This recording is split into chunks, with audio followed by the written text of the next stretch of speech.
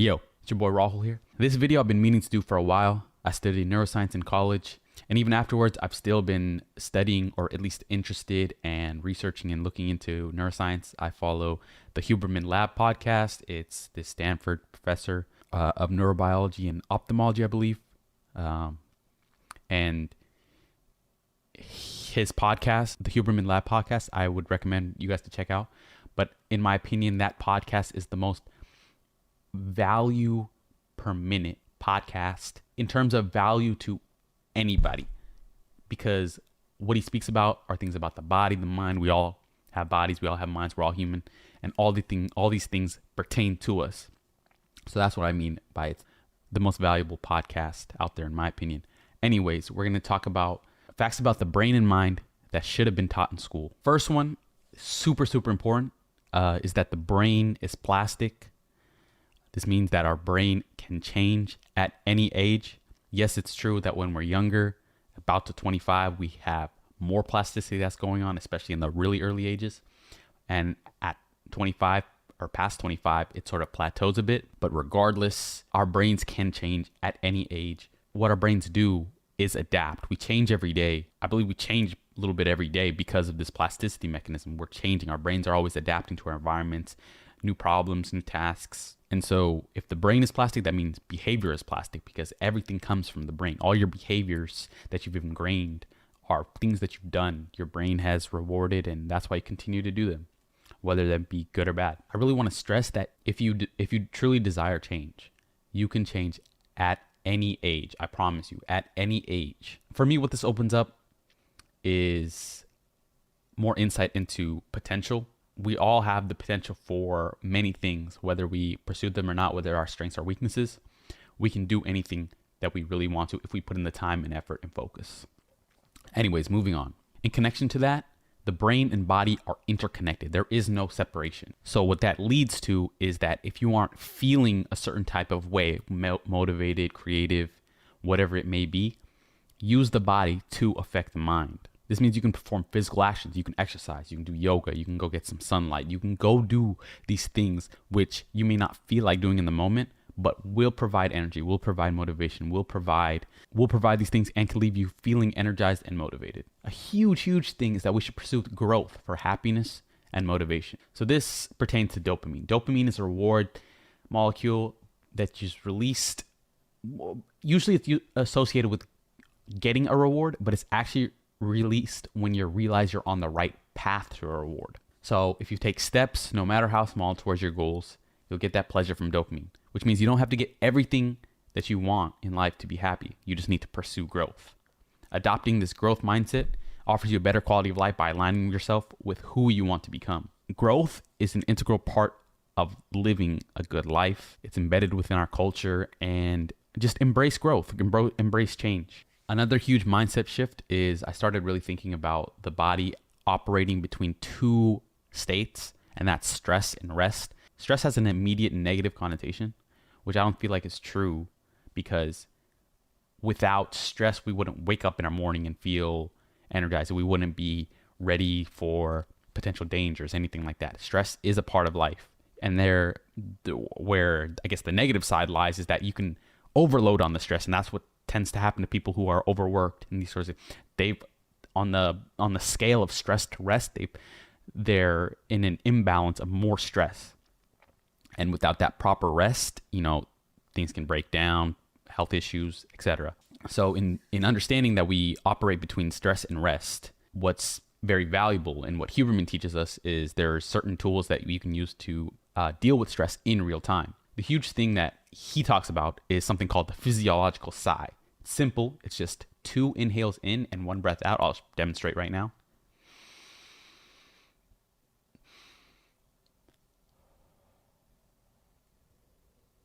That breathing pattern, if done a few times, truly try it out for yourself. It truly does affect your stress level in the moment, which is huge, because we're all going to have stressful moments in life. We're all going to have situations that occur to us. And the real key is learning how to deal with that in the moment. A huge insight I learned as well is that our eyes are actually a piece of brain that, I guess, when the brain was developing, kind of pushed out and went outwards. Keep that in mind. The eyes are a piece of brain, right?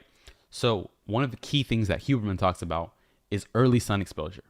The reason is because it sets our biological clock so that we naturally feel tired at the end of the day and we wake up around the same time of each day. But the reason why our sleep patterns, going to bed and waking up at around the same times, is super important is because the systems that mediate negative emotion in our bodies are tightly tied to proper cyclical circadian rhythms. What this means is if you're disrupting that cycle, if you're constantly disrupting that cycle, then you are going to suffer more negative emotion. So if you desire quality mental health, then we should be in tune with our circadian rhythms. There are psychologists who, after recommending a proper rest and meal schedule to their patients, after recommending that to depressed patients of theirs, often resolve those issues because they don't have those set schedules. And truly understanding how important sleep really is, and even the nuances of sleep, going to bed around the same time, waking up around the same time, really just empowers you. It teaches you that, hey, I'm going to suffer more negative emotion if I do this. So it's an easy fix. Boom, with knowledge is power. Moving on. This is something I'm still trying to understand, and I don't think I'll ever be able to understand it completely, is that there exists the conscious mind and the subconscious mind. So what I'm operating from now is the conscious mind, but the subconscious mind is in the background, processing a bunch of information from the other day. I really started thinking of the body as a sort of engine that, in a sense, like we're machines, and I want to get the best out of my machine. So that means the proper inputs need to go in, so for the proper outputs to come out. Proper inputs including good nutrition, good sleep, exercise, that sort of thing. And that'll lead to good output. What you feed your subconscious mind, which is often the habits that you do while you're conscious and aware, that programs your subconscious mind. You're going to continue in directions like that if you don't program your subconscious mind properly. What that honestly includes is inputs. You need to be feeding yourself the proper information for your goals. Improvement I made in my life in the past years, I kind of focused in on certain subjects that I wanted to read. I truly believe that in the future, our information diet will be considered as important as our normal diet. If you don't get the normal diet right, then you're going to have poor energy levels, possibly more stress levels, bunch of diseases. I mean, our new disease that we have to worry about is overeating. Like it's as simple as not eating as much, but it's also not, because it becomes a habit. It becomes a habit. You know, you may not be actively thinking about it. But anyways, what I try and do is I try and leverage the subconscious mind to work for me. And that involves that can involve in certain environment design, you know, crafting your environment so that it naturally puts you at the activities that you want to be doing. I want to read this passage from this really, really good short book called Manual for Breakthrough. It's by these people. Their group is called the Do Lectures. I would recommend it for anyone who is interested in emotional, physical, and mental mastery, I believe. So let me go ahead and read this. This passage is about the subconscious mind. Our subconscious mind merely follows instruction that our conscious mind tells it. Think of it as soil. We choose to plant good seeds or bad seeds. Whatever we sow, we will reap. If we keep telling ourselves that we are not good enough, not connected enough, not lucky enough, so it will be. If we tell ourselves that I have the ability to solve difficult problems, and that I can put connections together that no one else can, that people want to help me, they want me to win, then so will it be too. And so I think that's a great explanation of how the subconscious mind works and how we should think of it as soil. So you want to plant good seeds in that soil. You want to feed yourself good information. You want to feed yourself good habits. You don't want to surround yourself with toxic people because they're inputting things into your system, whether you are aware of it or not. Keeping in the theme of the mind, I want to talk about the power of belief, perception, and mindset. And they are a little bit different. What's really interesting is the placebo effect. I often feel like people overlook it. It's truly magic if you want it. It's you convincing your body, this symbiotic machine which on multiple levels operate without your conscious awareness, healing itself just based on intention or how you want to think about a situation and that sort of thing. it's truly amazing when you go down and think about it that you can affect your mind like that. And this is also why the previous passage talked about so it will be. That's your mindset. That's your mindset delivering on your self-talk. It becomes a self-fulfilling prophecy because what you say and what you believe and what your inputs are were not set up for success, set up for growth, cooperation, that sort of thing. Mindset is super important. And I talk about growth mindset in this other video of mine and how important that is. And just how I mentioned with drive and motivation, I honestly feel like it was one of the keys for happiness and motivation.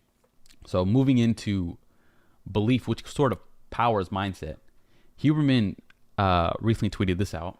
The science of belief effects, distinct from placebo effects, shows that we can significantly impact weight loss, hormone response to food, our cardiovascular health and blood pressure, and whether stress is immune enhancing or depleting.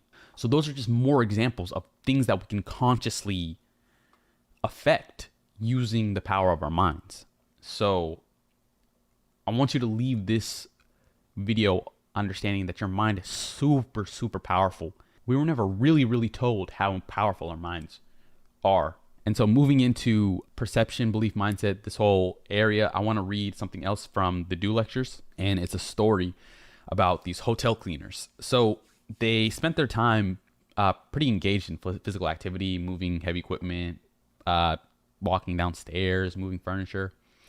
But in a study done by Harvard psychologist Ellen Langer, most of these women didn't see themselves as physically active. They didn't perceive themselves as being active all the time.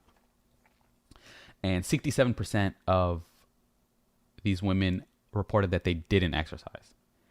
So despite that, in actuality, the amount of exercise they were getting is above the recommendation for daily exercise for women of that age. Their bodies didn't seem to benefit from their activity. So the researcher and her team took measurements of all the cleaners, from waist to hip ratio, BMI, blood pressure. These indicators match the cleaner's perceived amount of exercise rather than their actual amount of exercise, which is interesting. So then there were 84 cleaners, and they're divided into two groups. So the first group was shown how many calories their daily tasks burned, and were informed that their daily level of physical activity surpassed their Surgeon General's recommendation, and actually constituted them as athletes. The second group was given no information at all. So a month later, the team returned to take more measurements. The group that was educated about their level of physical activity saw a decrease in blood pressure, weight loss, waist to hip ratio, and the second group had no major changes. The conclusion made by their team was that if you believe that you're exercising, your body may respond as if it actually is. It's the same as you believe you're getting medication from that placebo pill. It's really interesting because it makes us think about our bodies and how informative and formative mindset can be. All right, so that's all I want to talk about. These are facts about the brain and mind that should have been taught in school because they can truly benefit our lives and add value, help us just deal with life and live life in a way that brings more positive emotion. Understanding these things about ourselves will allow us not to make certain mistakes and live certain negative or bad patterns within our lives. Like I said, knowledge is power. And what I want to do is I just want to communicate these things to you guys because I found value in my life. I've seen myself be relatively happy, and I just want to spread the wealth. So there you go. And yeah, just a quick overview. So the brain can change at any age. This means we can change at any age. You can grow and become better. Use the body to affect the brain. It's interconnected. Use exercise and these sorts of things to affect your mind state when you're not really feeling it. You'll come back feeling energized and motivated. We should pursue growth for happiness and motivation. Dopamine is actually released when you realize you're on the right path for reward. So you got to set up whatever you're doing in such a way that you can either see growth, embrace growth, strive for growth. Our bodies operate between stress and rest. The physiological side, the breath method, will allow you to deal with stress in real time. Stress is something we're all going to deal with. It's just a tool for you to understand that and actively help you in your life. So the eyes are actually a piece of brain, and early sun exposure is important for setting proper sleep patterns. And proper sleep patterns are super important because these systems mediate negative emotion.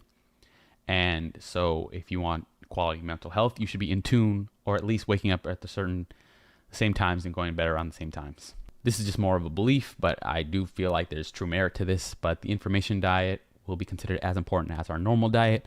We can view ourselves as systems of inputs and outputs. If you're not bringing in the right inputs, you're not going to have the right outputs. There exists the conscious and subconscious mind.